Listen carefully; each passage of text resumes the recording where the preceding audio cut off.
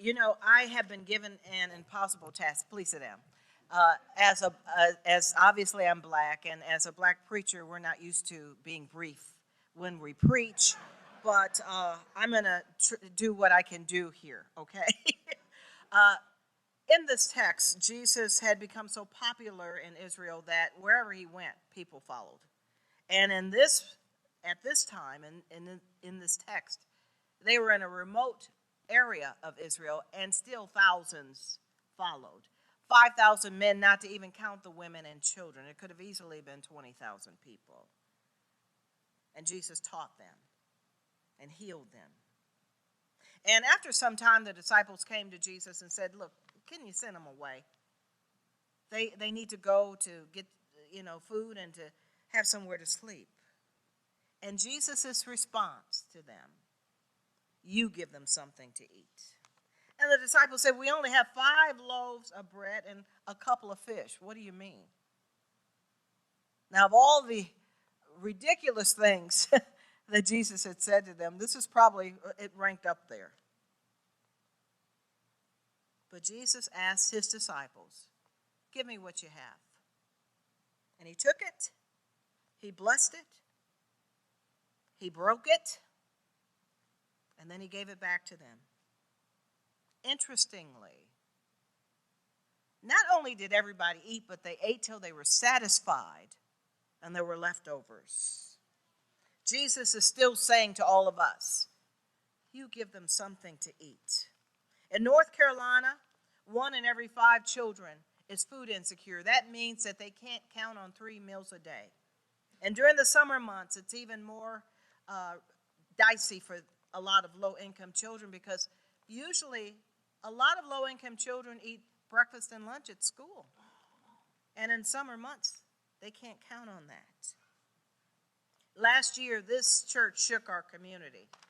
You were in the news, as you will be again, because of your bodacious generosity. You went to Publix grocery store, and the church is giving you some money. Many of you added money to that. And as a result, that money was multiplied. Time after time after time. And many people ate. Dorcas Ministries Food Pantry benefited from your gift. And it's one of the busiest food pantries in North Carolina. We feed thousands of our neighbors each year, and some of them come back time after time because they need to come back time after time. Some senior citizens in our community we know will have to help feed for the rest of their lives because their pension checks just don't stretch very far. I want to tell you in my brief time left about an incident I had. Howard Manning, the executive director of Dorcas, and I had gone to this luncheon, a ladies' luncheon, Carry Women's Giving. And they were presenting us with a check, Dorcas Ministry, but they also had 2 students, 2 rising seniors. They were going to present them with a check to help them with tuition. And as I recall, one was going to UNC. I think the other student was going to be going to Duke. So we had this luncheon, and they gave us the checks, and we took pictures, and we went to sit down, and we were about to eat lunch, right? And the president of the group, she got up, she said, "I'm sorry, there's going to be a little pause because they're not quite ready to feed us yet. If you all could just mingle at your tables, that would be great, and I'll get up and announce when lunch is ready." So we sat down, we started talking. All of a sudden, one of the mothers of the children who was there, she got up, she said, I'm sorry, I've never done anything like this before, but thank you all for giving to Dorcas Ministries.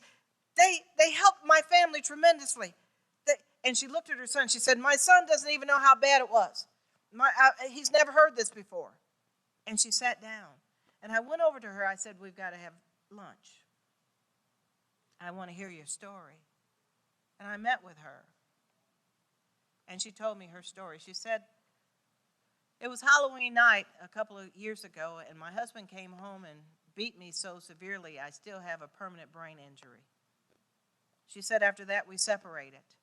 But I was a housewife with 4 children, and he tied up everything in the courts." She said, "Every time I came home, I thought I'd have an eviction notice on my door."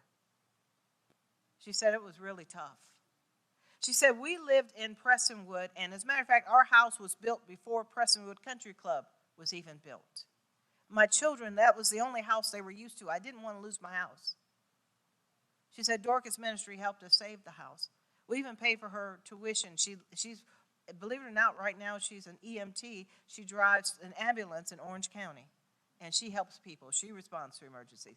But one thing that stood out that she told me, she said, you know, the hardest time of day for me was dinner time, because sometimes I didn't have any food for my kids. And she said, when I went to your pantry, I didn't even know about Dorcas Ministry, that they had a food pantry. They were able to help us, and they fed us for a long period of time until we could get things resolved in the courts. You know, when we think about people coming to food pantries, we often think about poor, but they could be you or me. In a few minutes, you're going to be going to Publix supermarket. And I can still recall last year when we bombarded Publix, and you all came in and grabbed those carts, and it was like noise all of a sudden. In this quiet store on Sunday morning, there's not many shoppers, you know. And I remember the manager saying, all cashiers to your registers. And I remember some of you coming out so proudly with those grocery carts stocked. My goodness.